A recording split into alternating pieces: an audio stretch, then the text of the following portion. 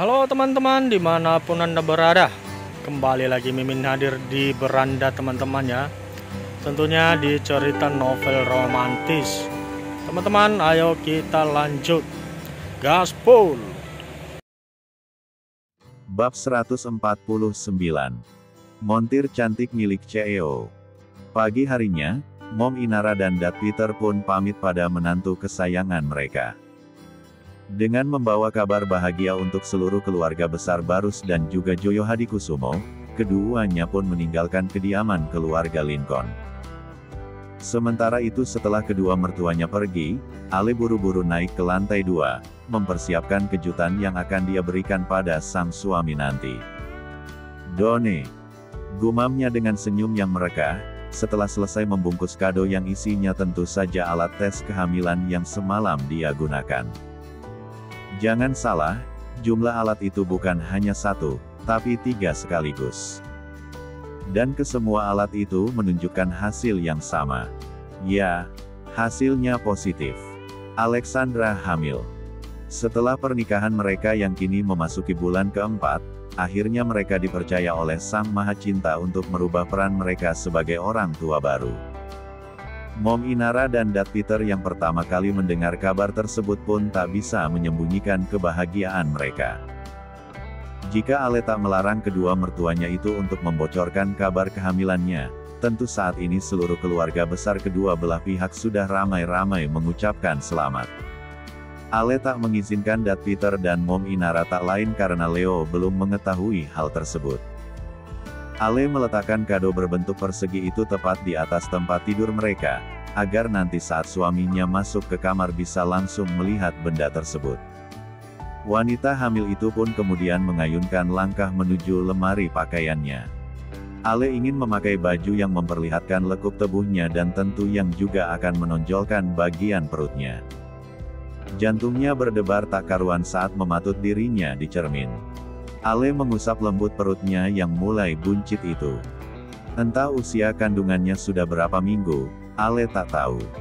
"Hai, my love," gumam Ale bicara sambil memandang seluruh tubuhnya dari ujung kepala sampai ujung kaki melalui cermin besar. Ale tersenyum dengan kedua netra yang kembali menghangat. Masih belum percaya bahwa ini menjadi kenyataan. Kebahagiaan bertubi-tubi terus datang padanya. "Tunggu, ya. Sebentar lagi dedimu pulang." Entah kenapa sejak semalam Ale terus bicara sendiri, bicara sambil mengusap-usap bagian perutnya, seolah merasa calon anak yang masih belum memiliki ruh itu bisa mendengar ucapannya. Tiba-tiba saat dirinya masih terhanyut dalam lamunan, ponselnya berkedip-kedip, tanda ada telepon yang masuk. "My Lion Calling." "Halo." Ale dengan antusias segera mengangkat sambungan itu. Namun tetap berusaha menahan diri agar tak keceplosan bicara yang macam-macam. "Halo, sayang. Maaf, sepertinya aku akan pulang sedikit terlambat." Wajah Ale seketika berubah muram, senyumnya lambat laun menghilang. "Ada beberapa kendala di proyek baru. Tapi tenang saja, aku sudah meminta Angga untuk menjadwalkan penerbanganku nanti malam. Jadi walaupun terlambat, aku pastikan tetap pulang hari ini." Wanita hamil itu tampak sedih, perlahan meraih kotak kado yang ada di kasurnya lalu memasukkan kotak tersebut ke dalam laci. "Halo, sayang, kamu masih di sana?" Tak mendengar jawaban dari sang istri, Leo pun sedikit panik. "Ya," jawab Ale singkat hingga membuat Leo menyadari pasti Ale kecewa mendengar kabar tersebut. "Are you okay?" tanya Leo lagi untuk memastikan. "Ya, I'm okay." "Ya sudah, kalau begitu kamu selesaikan saja dulu pekerjaan di sana. Aku juga mau pergi bekerja." Ada nada bicara yang lemah tak bersemangat terdengar dari balik sambungan itu, membuat Leo jadi gelisah. "Kenapa bekerja? Memang Mommy sudah pulang?" tanya Leo karena tahu selama ada Mom Inara istrinya itu sengaja mengambil cuti. "Ya, tadi Mom dan Dad sudah pulang karena mereka pikir kamu akan pulang pagi ini. Aku usahakan untuk pulang secepatnya. Tunggu aku. Ya, hati-hati di jalan." Setelah mengatakan kalimat itu, Ale memutus sambungan telepon secara sepihak. Dia lalu berjalan menuju lemari pakaiannya lagi untuk segera berganti baju. Setelah selesai berganti pakaian dengan setelan kantor, Ale pun segera keluar dari kamarnya. Entah kenapa hatinya jadi sedih mendengar Leo tak jadi pulang, padahal semalam saat melakukan video call dengan suaminya tersebut, Leo mengatakan akan pulang dengan penerbangan paling pagi, namun nyatanya rencana hanya tinggal rencana. Harapan Ale pupus sudah, niat hati ingin memberikan kejutan harus tertunda untuk beberapa jam ke depan. "Non, mau kemana? Kok udah rapi?" tanya Birahmi ketika melihat nonanya turun dari lantai 2 dengan setelan kantor. "Aku mau ke kantor, Bi. Bosan di rumah terus," ucapnya sebagai alasan. Namun Birahmi tahu, pasti bukan itu alasan sebenarnya. "Jangan dong, Non. Non Evelyn kan lagi hamil muda, jangan kerja dulu, Non. Bibi takut Non kelelahan nanti." Birahmi menatap sendu seperti memohon. Ale tersenyum, "Tidak apa-apa, Bi. Lagi pula yang kerjanya capek itu Damar bukan aku. Aku hanya tinggal duduk saja sambil tanda tangan." Ale pun pamit pada Birahmi. Dengan diantar oleh Pak Guntur, sopir pribadinya, saat ini kendaraan itu sudah melesat mengarungi jalanan ibu kota yang padat merayap. "Pak, tolong mampir ke makam Momi dan Dedi dulu." "Baik, Non," sahut Pak Guntur. Ale mengalihkan pandangan keluar jendela. Tiba-tiba perasaannya jadi melau dan rasanya ingin sekali menangis.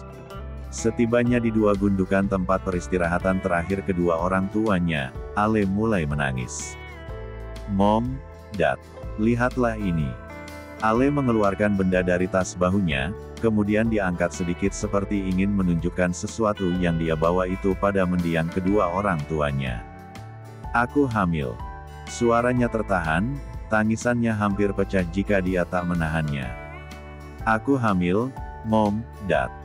Aku akan punya anak, aku akan menjadi seorang ibu dan kalian akan menjadi oma dan opa." Ale menunduk, tak tahan lagi. Dengan menutup wajahnya tangisan Ale pun semakin pecah. Dalam tangisnya Ale meringis pilu. Saat kabar bahagia ini datang, kedua orang tuanya sudah tak ada. Terasa kosong tanpa ada sosok ibu dan ayah di sisinya. Tangisan Ale tak berlangsung lama. Setelah puas meluapkan bahagia dan sedihnya di pusara kedua orang tuanya tersebut, Ale kembali melanjutkan perjalanannya menuju kantor. Pak Guntur Ale perintahkan untuk kembali pulang, sebab hari ini adalah jadwal Birahmi untuk belanja bulanan. Namun Ale meminta supirnya itu untuk meninggalkan mobil sport berwarna putih milik dadnya itu di kantor, karena rencananya saat pulang bekerja nanti Ale ingin membawa kendaraan itu sendiri. "Selamat pagi, Non," ucap Damar pada Alexandra yang sudah duduk manis di meja kerjanya. Ale mengangguk sambil tersenyum ramah, seperti biasa. Meski moodnya kurang bagus, tapi Ale masih mampu untuk bekerja secara profesional. Damar pun mulai membacakan satu persatu apa saja jadwal Alexandra hari ini. "Kalau begitu kita langsung saja berangkat," ucap Ale setelah Damar selesai membacakan susunan jadwal untuk atasannya tersebut. Pukul 11 ini ada jadwal meeting dengan perusahaan milik Malik, Atala Sadewa Malik. Ale dan Damar pun berjalan beriringan menuju tempat parkir. Meeting hari ini direncanakan bertempat di perusahaan milik Malik. "Jika sudah sampai, bangunkan aku," ujar Ale pada sang aspri saat kendaraan roda 4 itu mulai bergerak meninggalkan perusahaan Lincoln. Ale mulai memejamkan mata, tiba-tiba saja tubuhnya lelah. Mungkin ini bawaan baby yang tengah dikandungnya. Namun Ale merasa bersyukur karena tak mengalami yang namanya mual muntah seperti pada ibu hamil kebanyakan. Wanita itu malah cenderung tak merasakan perubahan apapun selain nafsu makannya yang bertambah. Setelah menempuh perjalanan hampir 1 jam, mobil perusahaan Lincoln pun sudah tiba di halaman parkir perusahaan milik Malik. "Selamat datang, Nona Evelyn Lincoln." Malik langsung menyambut kedatangan Alexandra saat kaki wanita itu baru memasuki lobi perusahaan. Tatapannya membulat terkesima. Malik merasa Ale semakin hari semakin cantik. Sangat cantik sampai-sampai Malik lupa berkedip untuk beberapa saat. Ale menjabat uluran tangan Malik. "Terima kasih, Tuan Dewa," ucapnya sambil terkekeh, sebab belum terbiasa memanggil dengan sebutan selain Malik. Setelah berbasa-basi sedikit, Malik pun mengajak Ale dan Damar langsung ke ruang meeting. Lumayan banyak yang didiskusikan oleh kedua pemimpin perusahaan itu, hingga sedikit alot untuk mencapai kesepakatan. "Malik, apa hutangku padamu bisa kubayar hari ini saja?" tanya Ale setelah meeting mereka selesai. Waktu sudah menunjukkan pukul 1 siang. Alis Malik bertaut, "Hutang." Beongnya, "Hutang apa?" "Makan malam," jawab Ale cepat. Ada gurat senyuman yang tergambar di wajah pria tampan itu. "Mana bisa? Lihatlah, matahari masih berada di atas kepala." Malik menunjuk ke jendela kaca ruang meeting tersebut. "Makan malam itu dilakukannya malam hari, Evelyn, bukan siang hari begini." "Tapi Malik, ada yang ingin aku bicarakan padamu. Ini penting."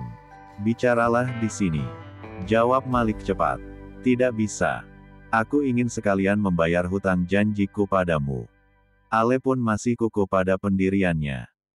Malik yang tak tega melayangkan penolakan lagi pada wanita yang dia suka, akhirnya memutuskan untuk menyetujui permintaan Ale. "Malik, aku sudah menikah," ucap Ale tanpa basa-basi saat mereka sudah berada di sebuah restoran Italia. Suapan Malik yang hampir masuk ke mulutnya sampai tertahan di udara, ketika mendengar ucapan Alexandra. Meski sudah tahu kabar ini, tetap saja Malik merasa tercekik saat mendengarnya sendiri dari mulut Alexandra. "Kenapa kau mengatakannya? Bukankah aku tak bertanya soal itu?" Malik meletakkan kembali spaghetti aglio olio yang sudah tergulung garpu itu di piringnya. "Malik, aku bukan lagi remaja tanggung yang tak mengerti arti ucapan dan tawaran makan malammu tempo hari. Aku tahu maksudmu. Sebelum kau melangkah terlalu jauh, baiknya kau sudahi perasaan itu." Malik terdiam membisu. Tak bisa berkata apapun. Dia kecewa, sangat kecewa. Ale mengusap perutnya. Malik membolakan kedua matanya saat melihat Ale melakukan itu. "Kau lihat perut buncitku ini, Malik. Aku hamil. Aku akan menjadi seorang ibu." Bertambah remuk sudah hati Malik. Tentu saja Malik tak ikut bahagia dengan kabar kehamilan wanita yang mengisi hatinya selama lebih dari 1 dekade tersebut. "Aku harap tak ada lagi pertemuan lain selain urusan pekerjaan. Aku tak ingin timbul fitnah, Malik. Semoga kau mengerti." Ale bangun dari duduknya, lalu pergi meninggalkan Malik yang masih terdiam membisu seorang diri di ruangan itu. Jujur saja, Ale takut jika nantinya akan ada versi Yuta yang lain dalam diri Malik. Makanya sebelum itu terjadi Ale menegaskan bahwa dirinya tak mungkin dimiliki pria lain lagi.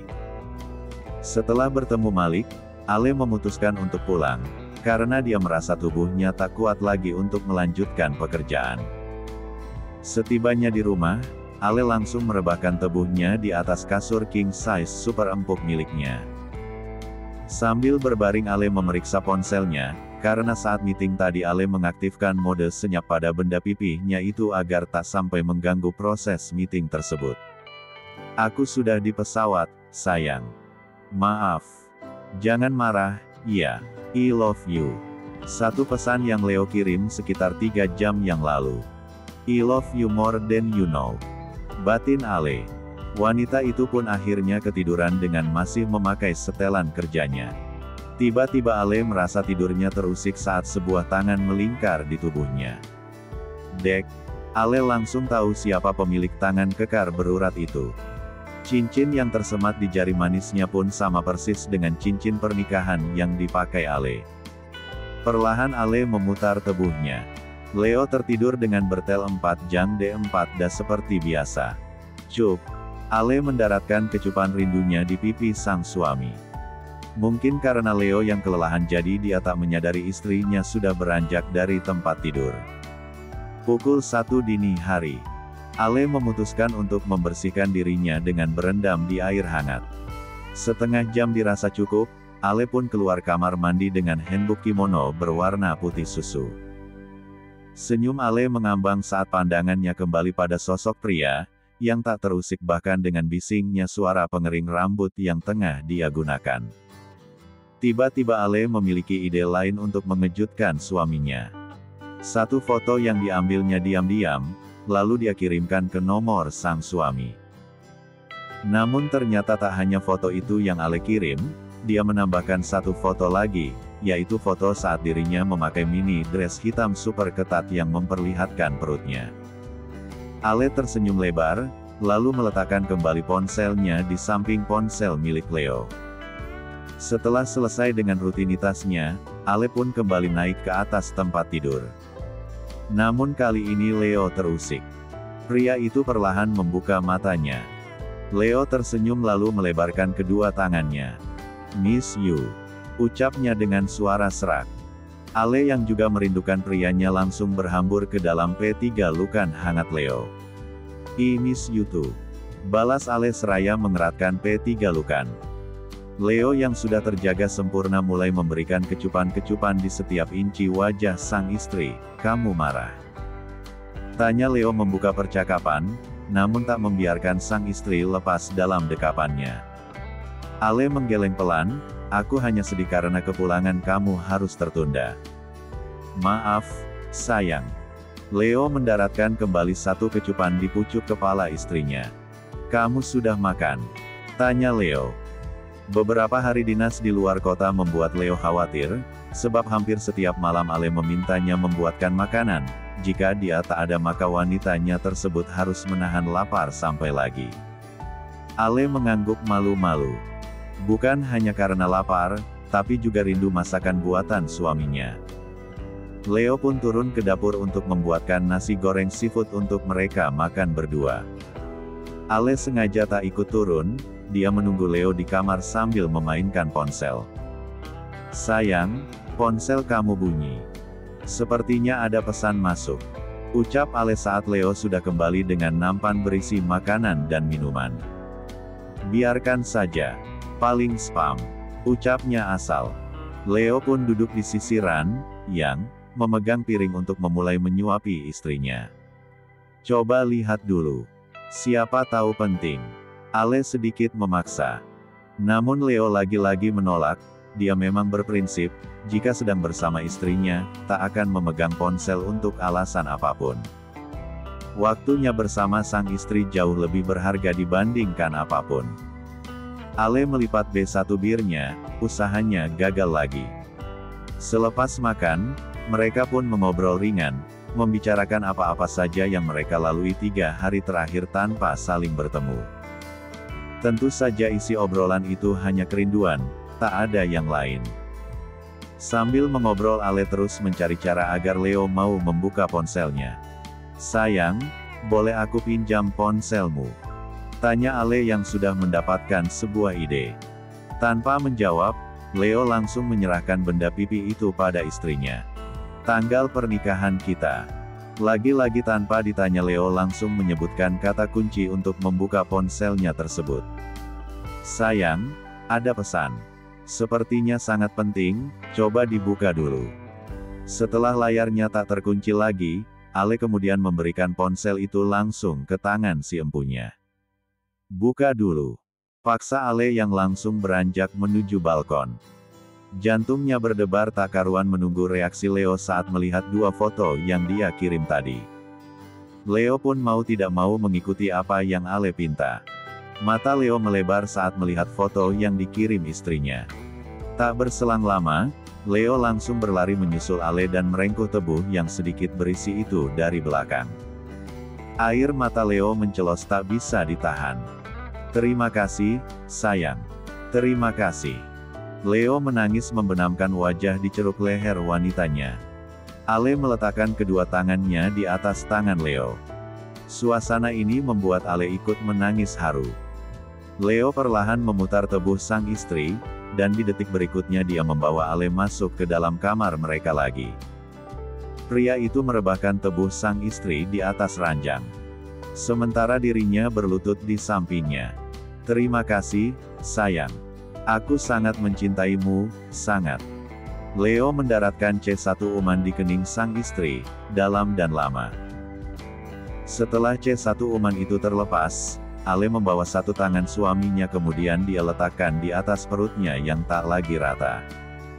Leo kembali menangis, meraba dan mengusap dengan lembut perut sang istri. "Cuk, kalian berdua adalah harta yang paling berharga dalam hidupku.